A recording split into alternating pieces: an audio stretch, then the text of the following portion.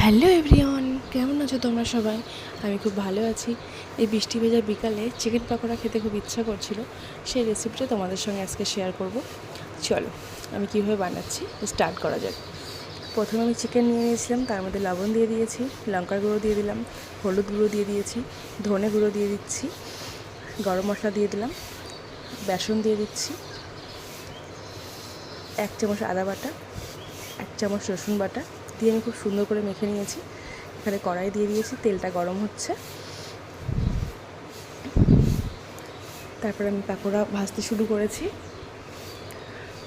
আমার ভাজা প্রায় কমপ্লিট হতেই যাবে। আর এক সাইডে আমি চাও বসিয়ে দিয়েছিলাম বন্ধুরা। তো আজকের রেসিপিটা তোমাদের কেমন লাগলো এটা আমাকে কমেন্টে অবশ্যই জানাবে বন্ধুরা। চলো বাই বাই।